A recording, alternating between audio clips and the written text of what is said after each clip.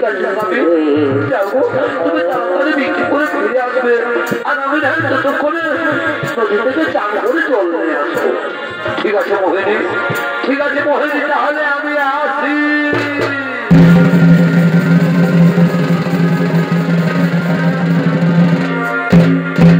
এদিকে মোহিনী নদীর ঘাটে চান করতে গেলে সেই গ্রামের কিছু রমণী নদীর ওই ঘাটে জল তোলার জন্য আগমন করতে চলেছে।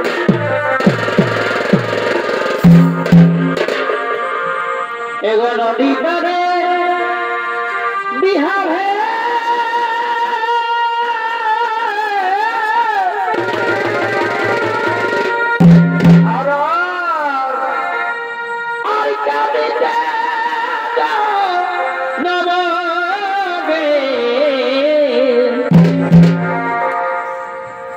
নদী পারে বিহার হে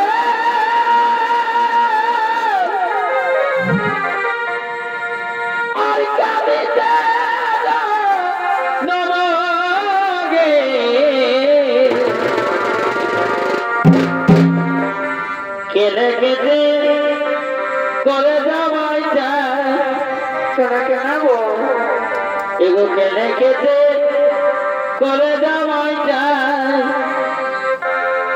দিদি বুঝে নাই গো বুঝে নাই ও খাল হরাই সুগুরু দেখা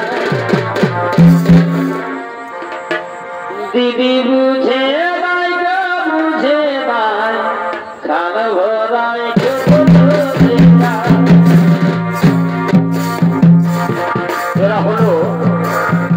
এরা হলো সেই গ্রামের রমণী, এরা আজ মনের আনন্দে দল বেঁধে ওই নদীর ঘাটে জল তোলার জন্য আগমন করেছে।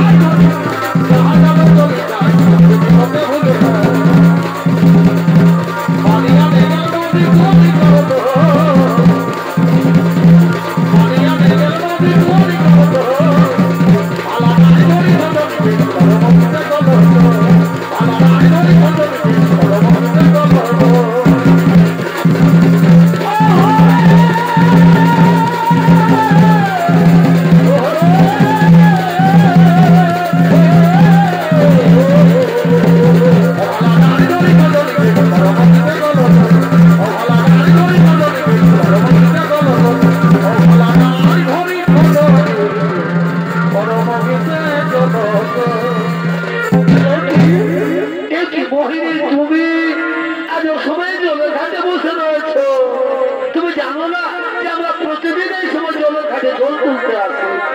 তুমি তো ছোট জাত চন্দ্রাল, তোমার মুখ দেখাও তো আমাদের পাপ। আমার সম্মানই না, তোমার লোকটা করে না। আমরা না হয় অন্য ঘাটে জল তুলে নিয়ে যাই। এ নারী এ নারী নামের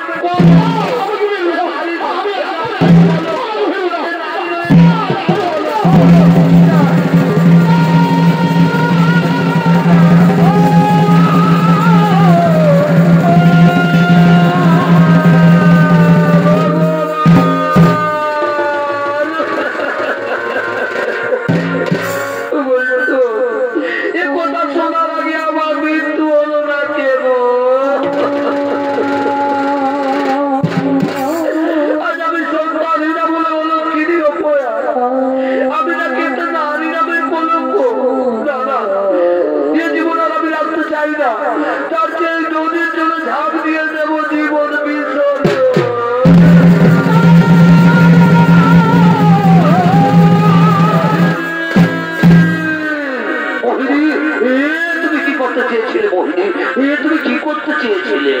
তুমি জানো না যে আত্মহত্যা মহাপাপ। চলো চলো মোহিনী, এখন তুমি ঘরে ফিরে চলো। জানো মোহিনী, আজ ভিক্ষে করে ফেরার পথে ভিক্ষের তোলায় বিশ্রাম করছিলাম, হঠাৎ কে যেন স্বপ্নের মতো আমাকে বলছে, হীরাচন্দ্র তুমি আর চিন্তা করো না, তোমার ঘর আলো করে কন্যা সন্তান জন্মগ্রহণ করবে। আর জানো মোহিনী, সেই সন্তান নাকি হবে ভগবান বিষ্ণু পরম ভক্ত। চলো মোহিনী, চলো ঘরে ফিরে চলো। এসো এসো, রান্না করবে, এসো।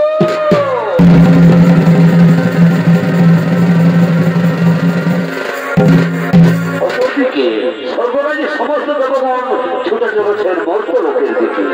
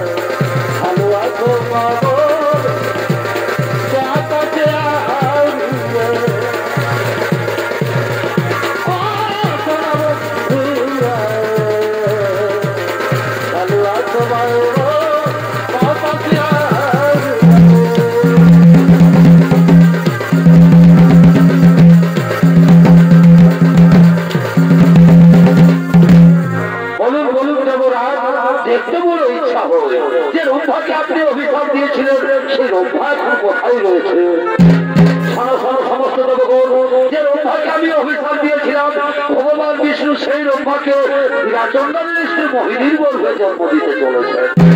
তাই মোহিনী অহংকার করে বলছে সে নাকি অসাধ্য সাধন করেছে। তাই দ্রৌপদী নারায়ণ মোহিনীর দ্রব্য চূর্ণ করার জন্য মর্তলোকে আগমন করতে চলেছে। তাই চলে দেবগণ, আমরাও সকলে মর্তলোকে করিব আগমন।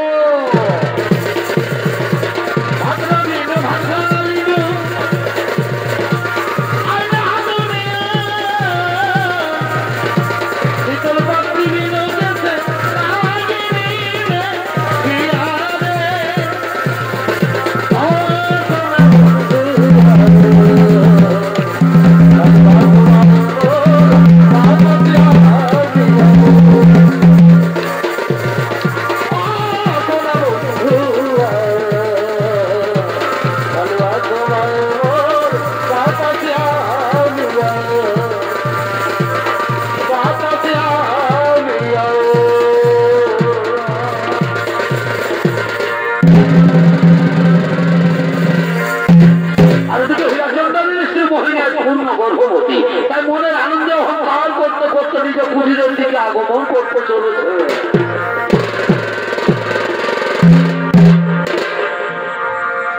জীবনটা জানি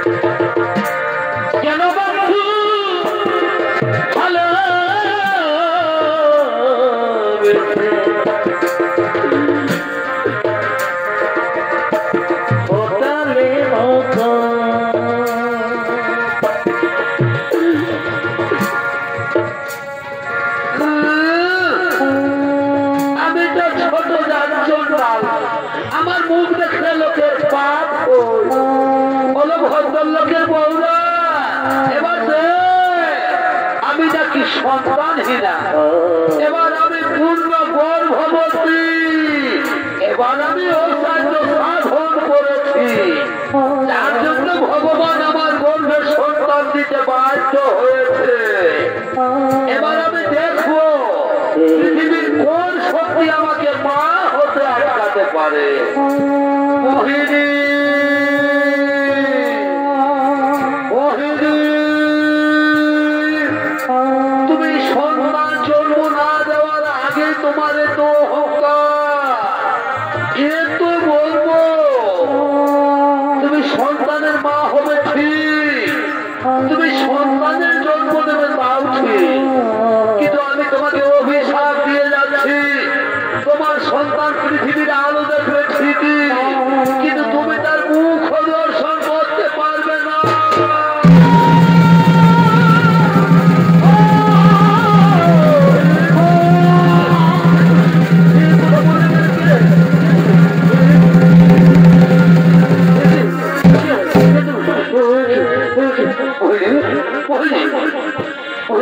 অমন ভাবে অস্থির হচ্ছ কেন মোহিনী? তুমি তো অস্থির হচ্ছ কেন?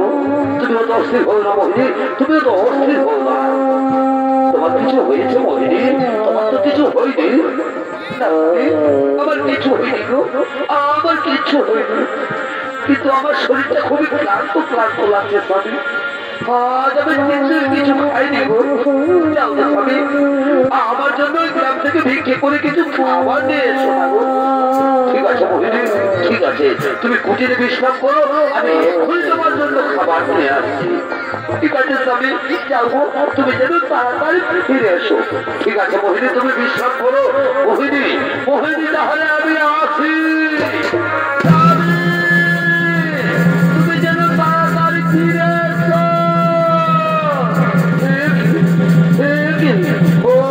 তোমার বলবো যন্ত্রণা করছো কেন? এই যে ওষুধ যন্ত্রণা, স্বামী, স্বামী আমার তুমি যেও না, তুমি ফিরে এসো। মায়ের যন্ত্রণা আমি আর সহ্য করতে পারছি না।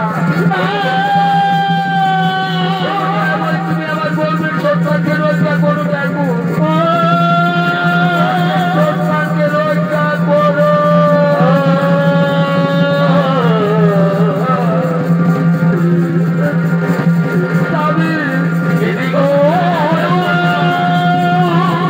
আমি যে যন্ত্রণা সহ্য করতে পারছি না। ভগবান,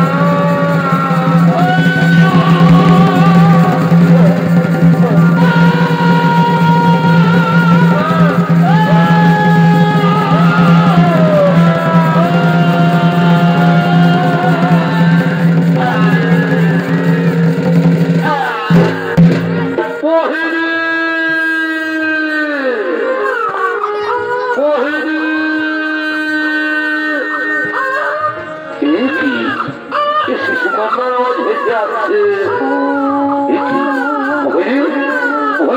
তুমি আমাদের সন্তানের জন্ম দিয়েছো, আজ আমার কি আনন্দ, আজ আমার খুবই আনন্দ, আজ আমি বাবা হয়েছি, আর আমাকে কেউ সন্তান ফিরে বলতে পারবে না। দেখো দেখো মোহিনী, তুমি সন্তানের মা হয়েছো, আর তোমাকে কেউ অলক্ষণীয় করে বলতে পারবে না। মোহিনী কথা বলছে না কেন? মোহিনী মোহিনী মোহিনী মোহিনী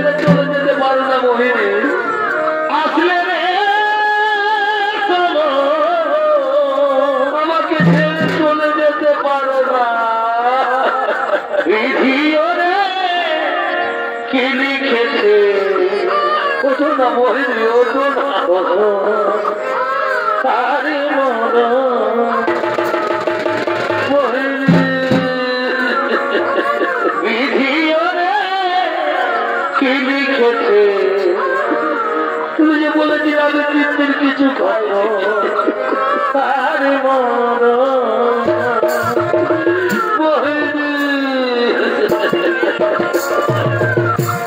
চলে যেতে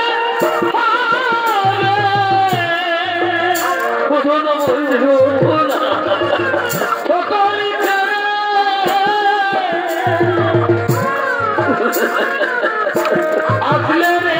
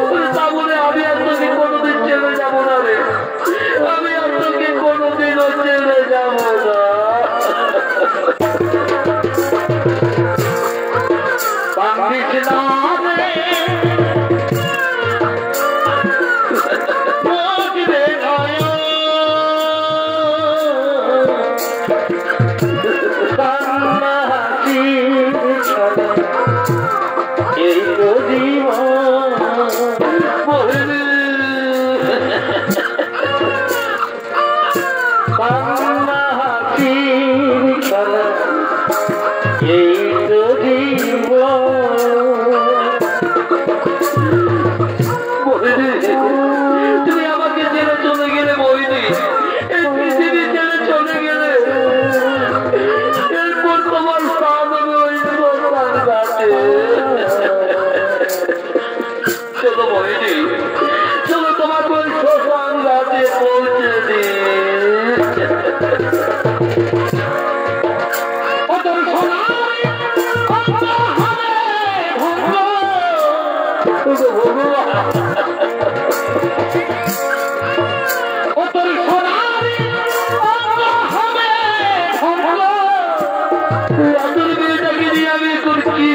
কোথায় যায় মনে হবে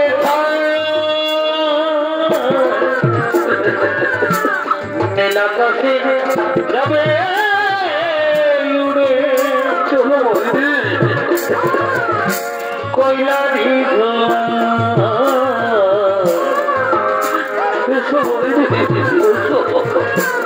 নীলা কাছে যাবে উড়ে কয়লা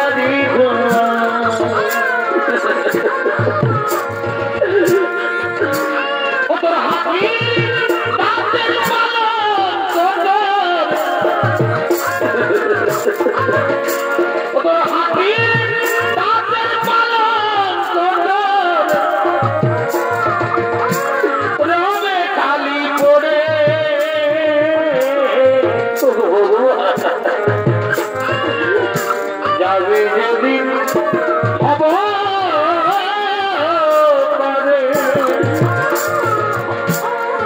পাখির দোলাই চড়ে চলো বলবে যাবি যেদিন ভব পারে চলো বলবে পাখির দোলার ঘাটে পাখির দোলাই চড়ে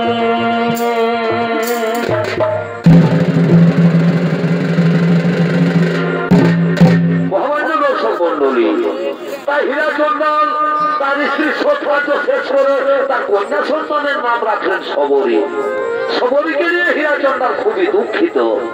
খেয়ে না খেয়ে অনাহারে থেকে সেই শবরীকে লালন পালন করতে করতে এইভাবে শবরী 6 বছর বয়স হলে হীরাচন্দন মারা যায়। আর হীরাচন্দন মারা গেলে শবরী বড় অসহায় হয়ে যায়। ছোট জাত বলে সবাই তাকে ঘৃণা করতো, কেউ তাকে আদর করতো না। ছোট্ট শবরী ঋষি মুনিদের আশ্রমে এঁঠো পাতার খাবার খেয়ে খেয়ে বড় হতে লাগলো। তবু তার মনে অটুট ভক্তি ছিল সাধু মুনি ঋষিমনদের সেবা করার জন্য, কিন্তু দিনের আলোয় সবাই তাকে ঘৃণা করত। তাই শবরী প্রতিদিন রাত্রির অন্ধকারে মাতঙ্গ ঋষির আশ্রমে গোপনে গোপনে কাঠের বোঝা রেখে দিয়ে যেত। তাই আজ মনের আনন্দে মাতঙ্গ ঋষি তার শিষ্যদের নিয়ে নিজ আশ্রমের দিকে আগমন করতে চলেছে। জমিলে চলিতে পারে যোদ্ধা বলি তারা, জমিলে চলিতে পারে যোদ্ধা বলি তারা, ওরা পারিলে যোদ্ধা,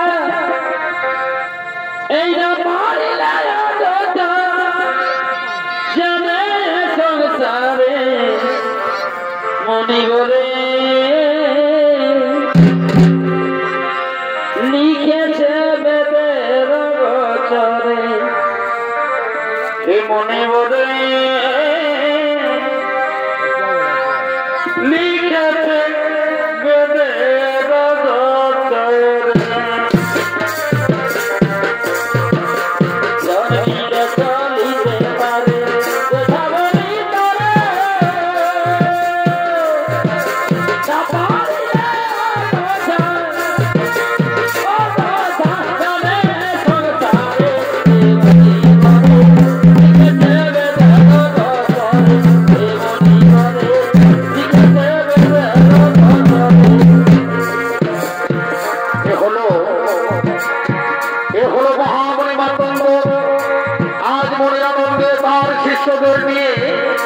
নিজ আশ্রমে আগমন করেছে।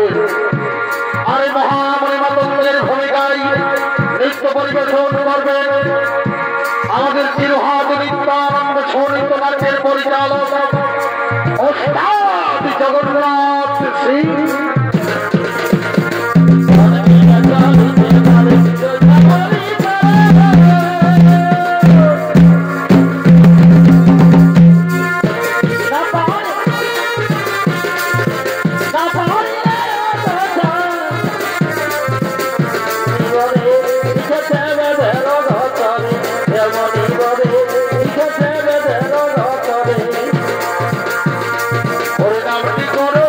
হরি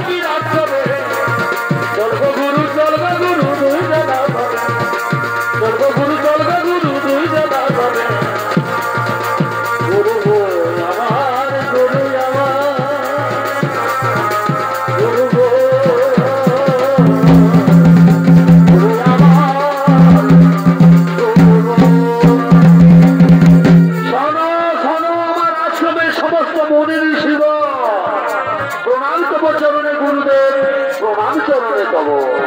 শোনো শোনো মনে ঋষিগণ, আমি অনেকদিন ধরে দেখে আসছি আমাদের আশ্রমে রান্না করার সমস্ত সামগ্রী শেষ হয়ে যায়, কিন্তু আজও পর্যন্ত কাঠের কোনো অভাব থাকে না। আমার তো মনে হয় কেউ যেন চুপি চুপি এই আশ্রমে কাঠের বোঝা রেখে দিয়ে যায় না তো।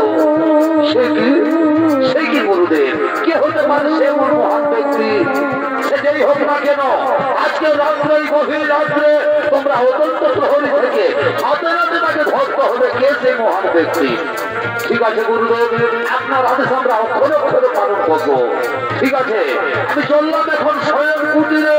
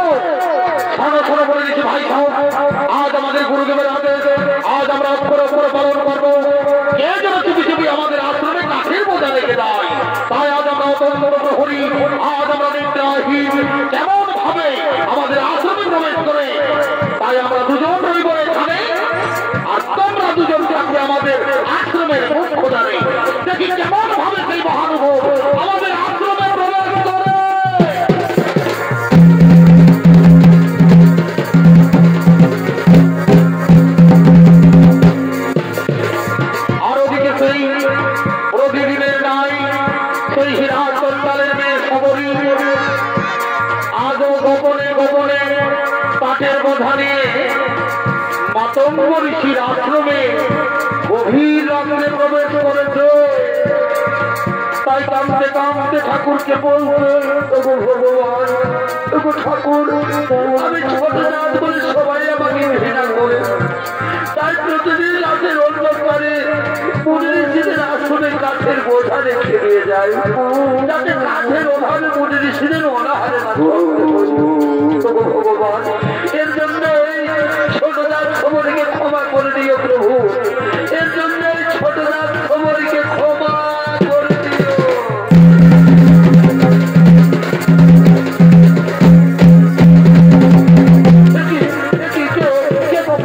এই রাতের অন্ধকারে তোমরা কে? আমরা হলাম সেই মহাবঙ্গের শিষ্য, কিন্তু তুমি এই গভীর রাত্রে একজন নারী হয়ে, একজন রমণী হয়ে, তুমি আমি হীরাচন্দালের মেয়ে সবরী।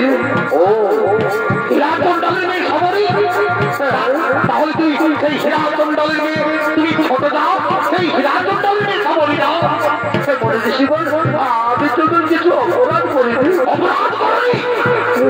তুমি নিজে দাঁত হয়ে, তুমি ছোট দাঁত হয়ে গোপনে গোপনে এই মানব ঋষির আশ্রমে প্রবেশ করে দাও। তুমি জানো না যে নিজে দাঁত ছোট দাঁত কেউ কোনোদিন এই মানব ঋষির আশ্রমে প্রবেশ করতে পারে না। ওই মনি ঋষি ভাই সাহেব এই সবাই ঘাত করতে করতে নিয়ে চলো আমাদের গুরুদেবের কাছে।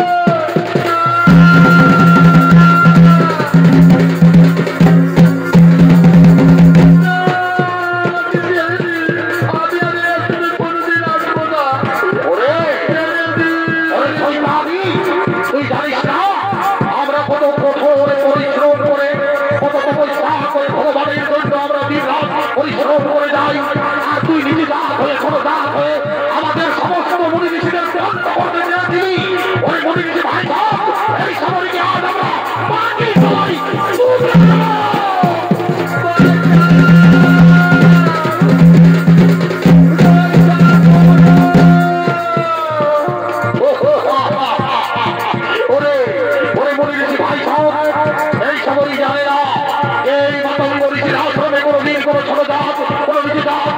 করতে পারে না, তাই ছাড়ো আর বিলম্ব না করে এই খবরকে আজ আমরা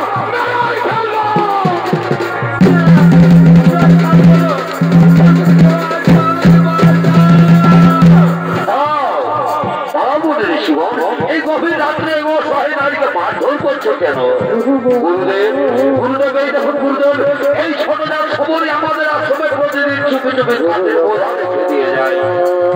বলি ঋষিগণ, এই সমরই শুধু কাঠের বোঝা রেখে দিয়ে যায় না, এই সমরই প্রতিদিন গভীর রাত্রে আমাদের আশ্রমে ঝাড়ু লাগায়, ফুল পাতে, আবার গোপনে গোপনে মুনি ঋষিদের সেবাও করে যায় এই সমরই। গুরুদেব, তাহলে আমাদের ভুল হয়ে গেছে গুরুদেব, আমাদের ক্ষমা করে দিন গুরুদেব, আমাদের ক্ষমা করে দিন। তথাস্তু। মা শবরী, মা শবরী, আজ তোমাকে দেখে আমি খুবই আনন্দিত হয়েছি মা, আজ আমি খুবই আনন্দ পেয়েছি। কারণ মুচি হয়ে শুচি হয়ে যদি কৃষ্ণ পুজো, আর শুচি হয়ে মুচি হয়ে যদি কৃষ্ণ পূজে। মা শবরী, আজ তোমার শরীরে নবভক্তির সঞ্চার হয়েছে, তোমার শরীরে নবভক্তি উদয় হয়েছে। আজ থেকে তুমি এই আশ্রমের সমস্ত দায়িত্ব পালন করবে। মা শবরী, দেখবে এই আশ্রমে একদিন ভগবান রামের দর্শন পাবে, এটাই মাতঙ্গ ঋষির আশীর্বাদ। ঋষিগণ, শবরীকে আমাদের অন্ত কুটিরে নিয়ে চলো, আজ আমি মা শবরীকে গুরু দীক্ষায় দীক্ষিত করে দেব।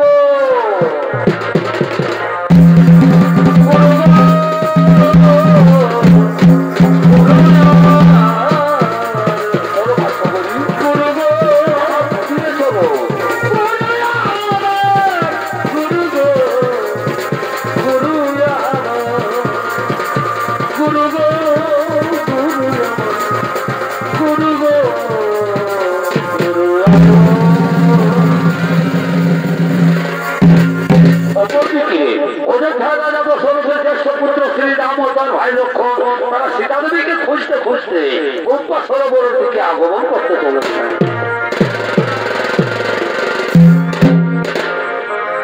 রাম কাহানি শুনো রে, রাম কাহানি, রাম কাহানি শুনো রে, রাম কাহানি।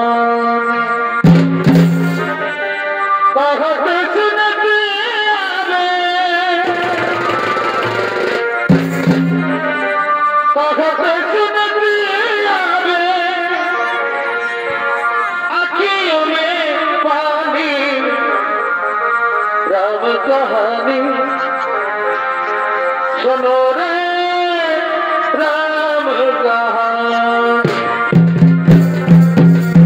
राम कहानी सुनो रे, राम कहानी। এরাই হলেন রাম ও লক্ষ্মণ দুই ভাই। আর সীতাদেবীকে খুঁজতে খুঁজতে গোপা সরোবরের কাছে আগমন করেছে।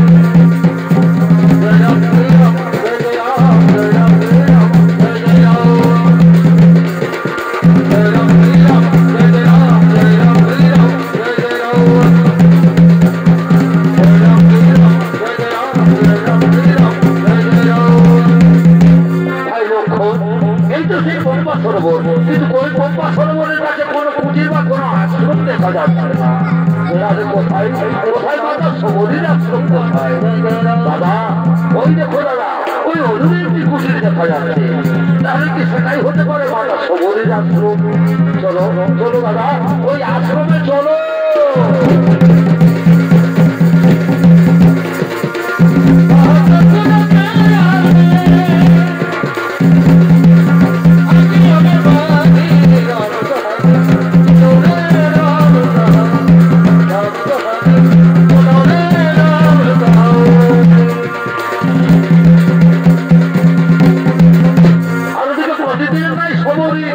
আজও তার আশ্রমে রামের আশার পথে ঝাড়ু লাগাবার জন্য ফুল পাতার জন্য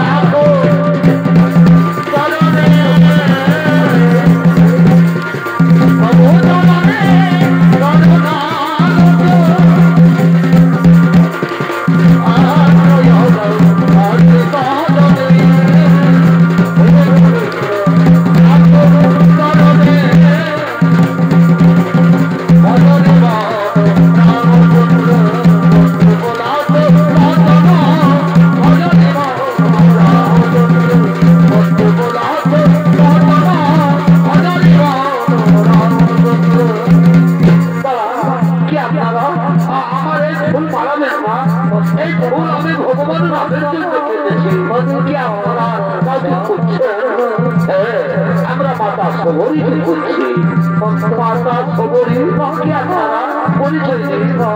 আমি হলাম পুত্র শ্রীরাম, আর এ হলো আমার ভাই লক্ষ্মণ। প্রভু শ্রীরাম লক্ষ্মণ, ভগবান এই জন্মচক্ষে আমি যে আপনাদের চিনতে পারিনি ভগবান, আপনি আমায় ক্ষমা করে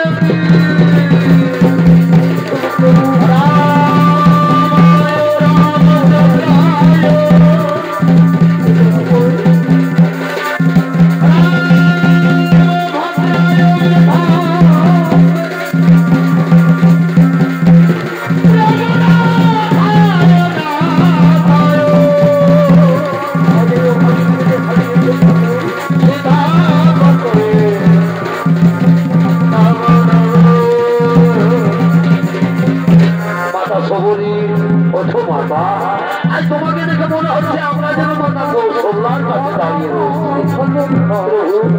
আমি যে আপনাদের জন্য মিষ্টি মিষ্টি ফল এনে রেখেছি প্রভু, আসুন প্রভু আমার কুটিরে আসুন, আপনাদের জন্য আমি মিষ্টি মিষ্টি ফল এনে রেখেছি।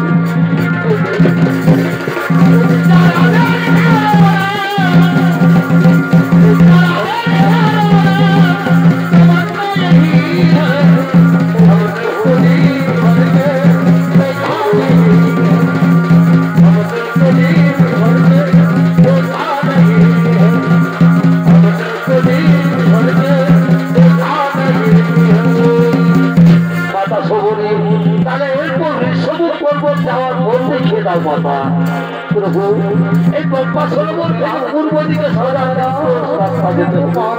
তারপর দক্ষিণ দিকে একটি সুড়ঙ্গ রাস্তা পাবেন। সেই সুড়ঙ্গ রাস্তা পার করলে সেটাই হলো নিঃসরণ পর্বতের প্রথম দোয়া। সেখানে আপনার এক পরম ভক্ত হনুমান রয়েছে প্রভু, সেখানে আপনার এক পরম ভক্ত হনুমান রয়েছে। ঠিক আছে মাতা, তাহলে তুমি আমাদের বিদায় দাও মাতা। না প্রভু, বিদায় তো আপনি আমাকে দেবেন, আপনি আমাকে বিদায় দিন প্রভু। আমি যেন আমার গুরুদেবের কাছে চলে যেতে পারি প্রভু, আমি যেন আমার গুরুদেবের কাছে চলে যেতে পারি। তাই হলো মাতা প্রভু।